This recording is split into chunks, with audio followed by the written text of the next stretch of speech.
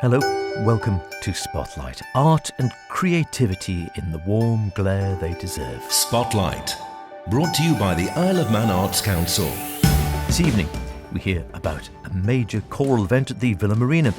Speak to the inaugural duo to hold the title of Manx Wildlife Trust's Biosphere Photographer in Residence. And how are your teeth? And are they artistic?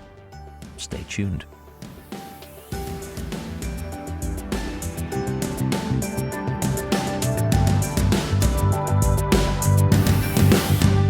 Remember, do get in touch with any creative artistic endeavours you might be involved in, planning, hoping to create, or really want to put into the spotlight. Theatre, poetry, music, literature, sculpture, mime, social media, all the rest, we know all about them. Drop me a line, spotlight@manxradio.com or Howard Kane with an E at manxradio.com. We'd love to hear what you are up to and even more, feature you on this programme. It's not often on the wonderfully musical Isle of Man we get to see a full-on choral and orchestral evening. Not for shortage of talent, I hasten to add. It's here in abundance, as we know, but pulling together an event which involves in the region of 200 singers and musicians is no mean feat. Happily, musical director of the Isle of Man Choral Society, the uber-talented Mandy Griffin, is more than up for the task and is in the final stages of putting together this year's annual event for the Choral Society, which sees them joining forces with the Isle of Man Symphony Orchestra for what is billed this year as an afternoon of French music. Mandy dropped by the Spotlight studio to tell me more.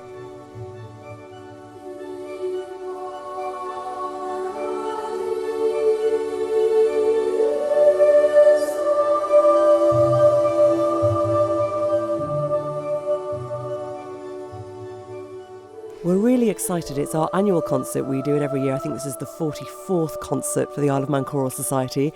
And this year it's taking place on the 6th of April, as you say, at the Villa Marina. We're performing Fauré's Requiem, which is very well known, one of the most beloved pieces in the choral repertoire. Yeah.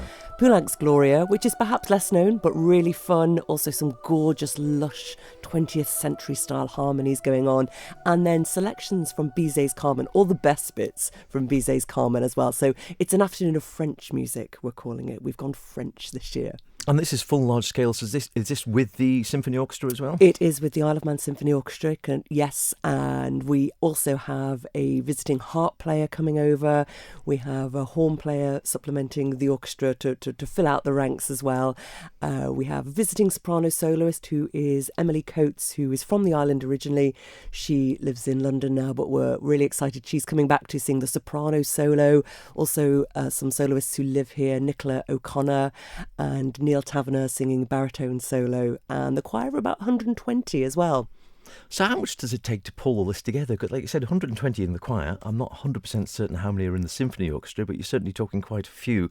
So you're pushing on towards maybe 200 odd people. It's a fair old achievement to bring them all together. It is an achievement to bring them together. It takes a lot of planning and coordination, and we're lucky we have a great committee with the Choral Society. I'm very lucky, who work very hard behind the scenes to make all of this happen. And we've been planning probably since last May for this concert and rehearsing with the choir from September.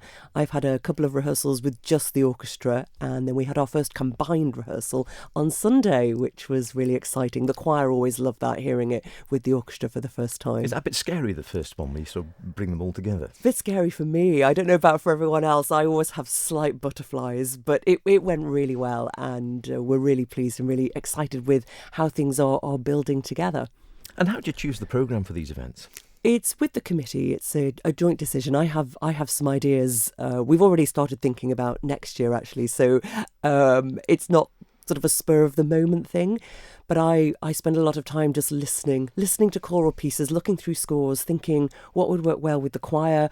Also, what would the audience want to come and listen to? I think with doing it at the Villa Marina, it's a big old space. So we don't want to do anything too niche that might just attract a few sort of serious people who know obscure choral music and like that sort of thing. We want something that the audience are going to have a great time listening to on a Sunday afternoon also. So we have a think about things. We have a few things on the table, and then the committee and I sit down and discuss, and we think what would work for the choir, what would work for the orchestra, what would work with the audience as well. And you have to strike a bit of a balance. You've got to get some bums on seats, because if people don't come to watch it, then it's not going to work.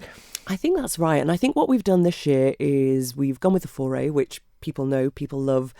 The selections from Carmen, they will be familiar to people as well. And then the Poulenc Gloria is perhaps a little less well known. I don't think people are mostly walking around humming the tunes to the Poulenc Gloria unless they've sung it before. It's very catchy. So we try and balance it like that, really, that alongside the very well known, we perhaps put something in that's a little less well known, but nonetheless enjoyable and exciting to listen to. And tell us a bit more about the Choral Society, because you say this is the 40, you reckon this was the 45th concert? I think so, yes. Yeah. We had the 40th in 2019, and then we missed a year because of COVID, obviously, in 2020, but we've been every year since then. So I think we're on 44, 45 this year. So it was founded as the Isle of Man Teachers Choir way back in 1979 by Alan Pickard. Pickard, of course. Yeah, whose legend and memory still lives on. It does. And then the Teachers Choir grew. It used to combine with the Isle of Man Youth Choir. Also used to join with the Teachers Choir for these big concerts in the Royal Hall and the Villa Marina with the orchestra, which were very exciting. And then the Teachers Choir ultimately sort of expanded beyond teachers and became the Isle of Man Choral Society. And there have been a number of musical directors. Pam Duchas took over from Alan. Then Julian Power took over. Julian was there for about 14 or 15 years or so. And this is my 4th year of doing it now.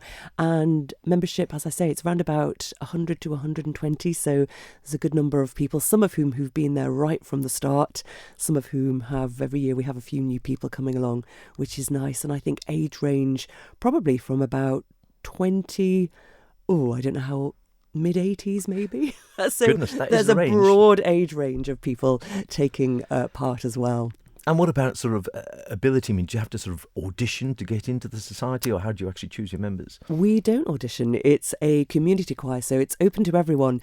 We don't require people to be able to read music, which is sometimes a challenge for people who don't read music to do these big choral works, but we try and support people as best we can. So it's a real range of experience in terms of the members, but everyone is welcome to come along and sing with us. Just enthusiasm and a love of choral singing and a love of singing together. There's so much evidence now about the health benefits of singing in a choir, as well as the making music side of things. So it's greatly to be encouraged, and we're always welcoming people to come along. Did you see a sort of boost in interest in people joining the society post-COVID, do you think? Well, I think we definitely did. The work we were due to do in the COVID year was Carmina Burana, which is a very popular work anyway.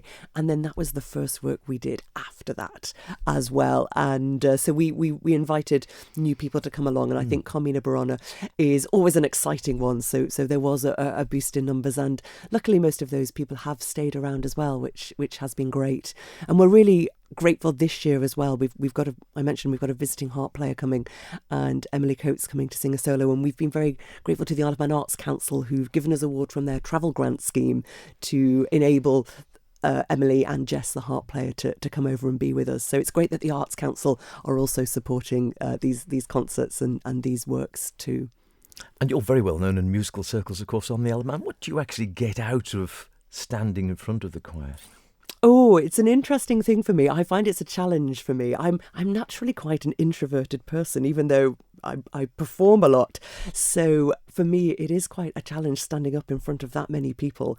But it's great to delve into these musical works and to really see. When I was an undergraduate student, I really used to enjoy studying scores and doing bits of conducting.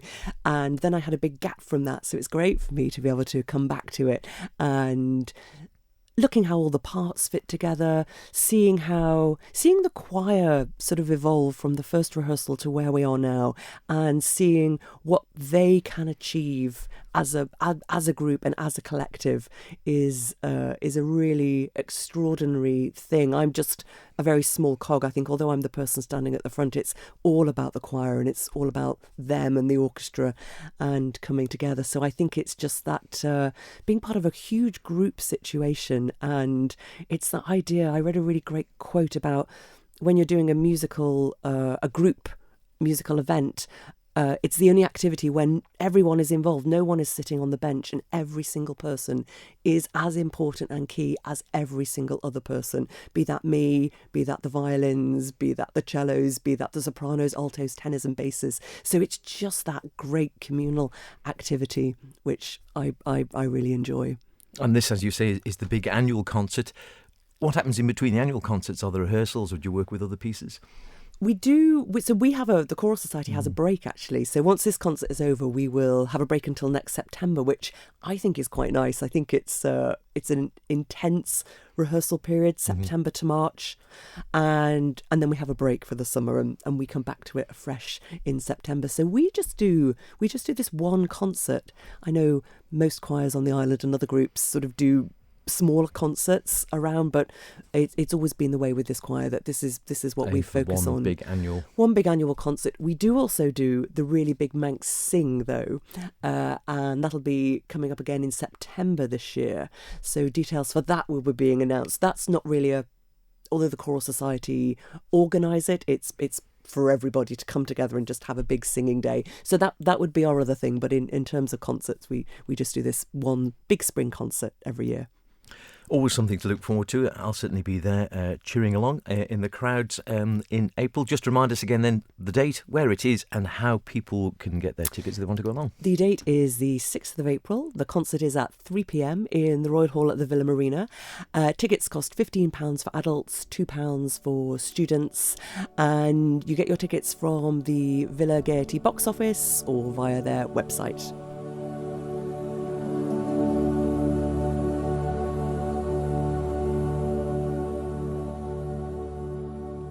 It'll be a great afternoon of music. You will probably recognise the foray, even if you think you don't know any such choral works. Do go along and support this event, as the amount of work involved in bringing together so many people for these large-scale events is enormous, and they deserve all our support. Spotlight, brought to you by the Isle of Man Arts Council.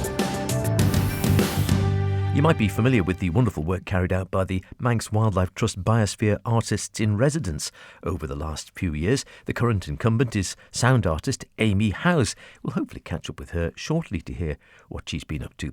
But now there's a new residency to partner this, a photographer in residence. The inaugural position has gone to a collective or a duo of renowned photographer Ciara Hardesty and skilled videographer Adam Morgan. Ciara's expertise in nature and landscape photography has been showcased through her platform Wild Island Media. Adam has a cinematic approach to visual storytelling. The duo dropped into the Spotlight studios to talk to me about their work and what they were hoping to achieve. But first off, I spoke to Manx Wildlife Trust's Head of Engagement, Graham Makepeace-Warne.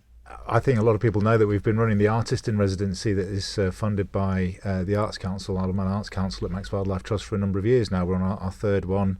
Amy House, who is an artist who specialises in sound and soundology. And we felt that there was definitely space for something else creative to do with, creating imagery around our wonderful island.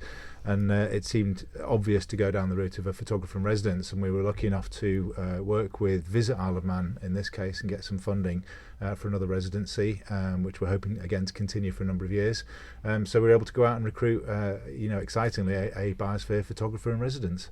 And do you see it as complementary or very different to the actual artist in residence? They're really complementary. Our ethos at Manx Wildlife Trust is all about collaboration and working together, and it's great that we've been able to bring Adam and Ciara in as photographer in residence, and they're so keen to work with Amy, our current artist in residence. And the team does have a really good collaborative way of working anyway, but there's clearly it's all about creativity. It's all about encouraging people to get out into nature and notice it more, so it makes total sense that we're all working together on that. And speaking of working together, I see you're down as a sort of collective. Tell us a bit more about how that works. Or how do you feel it works for the pair of you? We've done a couple of projects together previously. So for the Manx Winterfest, we collaborated and did a video for Glashan, which was then shown at the Gaiety to everyone there with a piece of Manx music that was composed. So I think our ideas align and our vision a lot of the time. And I started doing this with self-portraiture, and it's a lot easier going out with another pair of hands, I'm not going to lie. And to also share the experience together. I do love going out by myself, but it's quite nice having someone else there along for the ride. And when it's really windy, there's someone, holding the camera. Pick you up, yeah. Exactly. And so we met sometime last year.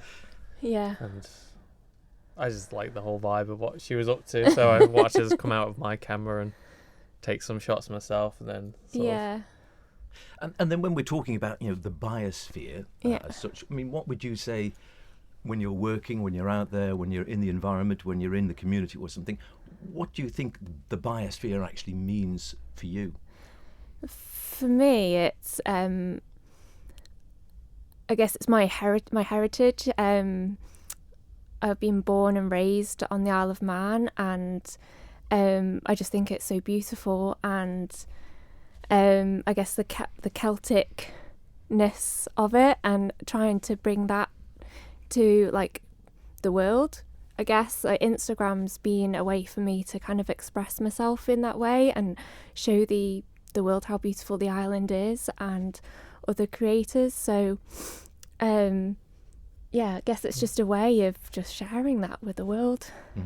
Adam, I think it's showing that you're a part of the world as well. The island is like cut off from sea all around it, so it's like it's a little bubble, and you want it to, I guess, everything work together to keep it alive and not destroy it, I suppose.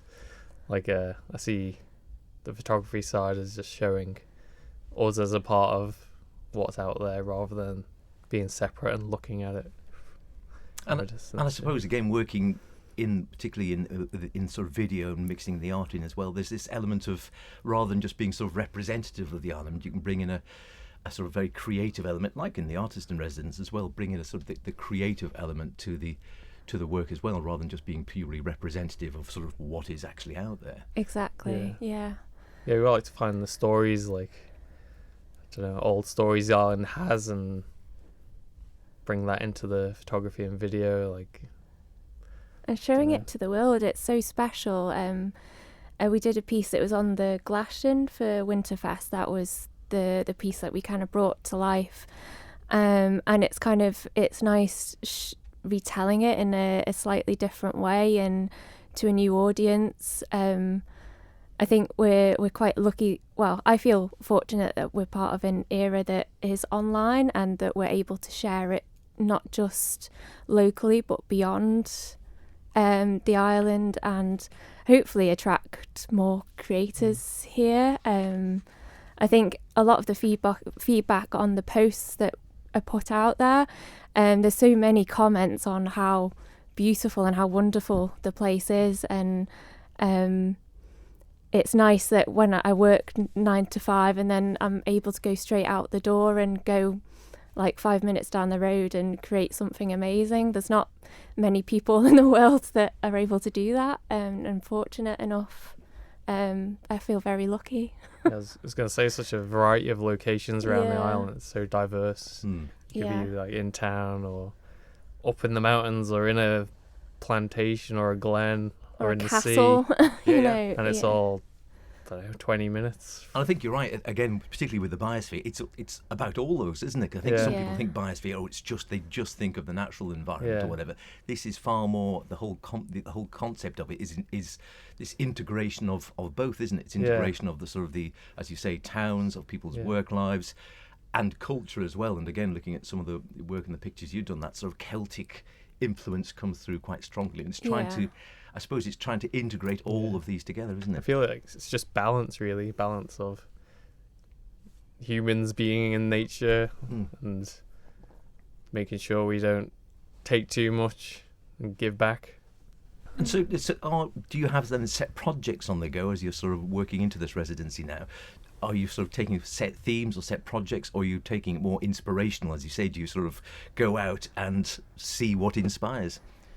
We definitely get, the focus is the Celtic Wheel of the Year, so bringing in seasonality into a lot of the content. We're hoping, I think we were talking about maybe Ballaglass and, for example, bluebells for the first session.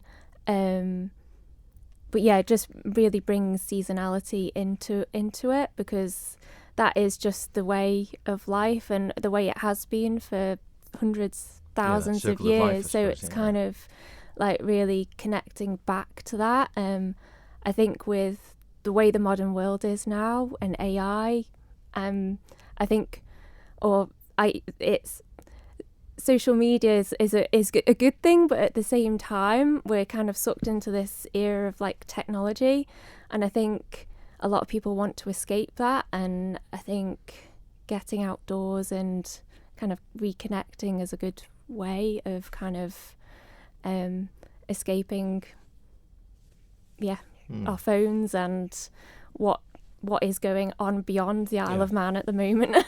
connecting with reality, as it were. And, and I think the seasons it's an ancient way of life, and what we kind of we've been doing for centuries and have maybe lost a little bit recently, maybe. Yeah, I could take that. And were you inspired, Adam, before with your video work, had sort of the natural environment and some of these themes, had that inspired you before taking up this position? Yeah, I mean, I spend most of my time outside filming and taking pictures, really. I just like to get out exploring, really, seeing what secrets lie on the island. And yeah, I just take my camera, go for a wander and find some new secret little location that looks amazing and sit there peacefully listening to the sounds. And is it a different angle, a different mindset when you're talking about doing sort of videography compared to doing stills? I mean, do you have to sort of think differently about how you're actually going to portray this? Yeah, I suppose so. I mean, Kira's more on the photography side. I guess like you got to put more thought into photography because it's just one picture. You need to say more in one picture. Where video is a bit more freedom because you can like set a scene by having different shots of different things and blend it together. So I mean, she's very good at what she does by telling her story through one photo, and I'm learning myself from her. Another great idea, combining art, the environment, nature, culture. Keep an eye open for their work, and we will catch up with them later this year. Now finally, here's something artistic to get your teeth into. And dropped into the Loom Gallery on a lovely day just to catch the twilight of the brilliant Nancy Corkish exhibition, which has been here for the last month or two. But principally to talk about what will be coming up later in the gallery here, which is the Open Art Competition for 2025. It also has a theme. And Julia was clearly, well, I don't know, we were just saying you were feeling sort of slightly mischievous. Was it one? Because the theme this year is teeth. Yes, teeth. And I just wanted something a little bit different, something to get the teeth into. Oh, very good. Sorry. But a theme that makes people really think outside the box and maybe a little bit evil, crept in there. But I just thought teeth, why not? You can go literally, laterally, you can go into the world of hands, tooth, cloth, you can go into fangs, you can go into jaws, you can go into... There's a poem, an Indian poem about the smile of an Indian princess, I can't get my own teeth in. So I think we will have some interesting pieces. I can't wait. Have you had any sort of response to the theme from any of your regulars? I've had some sneaky photographs sent in of, there was one of somebody who said, I've been trying to find out what to do with all my children's baby teeth. And I think she's found something to do with them. So, that sounds terrifying. I'm just delighted that people are running with it. And I have heard some people going, well, I don't know what I can do with that. But a smile is all about teeth. So what's nicer than a smile? So you could have also, as we say, you could literally just have an absolute straight portrait with someone smiling. Equally, you could have the insides of a watch. Yes, or Dracula draining the lifeblood out of somebody, grimacing. Yes, so we will see. I can't wait. I can't wait. And this is totally open, so you don't have to be a sort of a member of the Isle of Man Arts Society or anything. It's open to all and sundry. Yes, often we have the youngest we've ever had is 2 years old, and the oldest we've had is 94. So feel free to beat either of those records. It can be painting, it can be ceramic, it can be actual teeth, it can be anything. As long as we can fit it in the gallery and it doesn't rot, we're up for it. And I said at the beginning that there's regulars. I think, having been for the last 2 or 3 years, I think now, you do see some people who clearly do come in every year to the exhibition. Yes, we've got full-time professional artists, to people who have never created anything before, but they need a theme to get the teeth into. And that's the great thing in a way, isn't it? That spread. It is. I think this is its 12th year that we've been doing it, and so we always get over 100 entries. So it'll be interesting to see whether, with teeth, last year's theme was sun, and so it's maybe a little bit easier for people, but even a ploughed field is created by the teeth of a plough, if you think about it. So there's so many avenues that you can wander down to create a toothy themed art piece. Talk us through the nitty-gritty then, if you will, of people who might want to get involved, because it's time's running out fast if you want to get your work in. Handing in dates are the 29th of March, which is a Saturday, the 1st of April, a Tuesday, and the Wednesday, the 2nd of April. You can download the form off the Loom Gallery Facebook page. That's your entry form, but there are entry forms here when you hand in your work. And so all the details are and information is on those forms. We will, of course, go along to the exhibition later in the year to see just what they come up with. That's about it for now. I'll be back next week when we'll be hearing about the Easter Festival of Plays, among other joys. See you then. And whatever you're doing, be creative about it. Himu.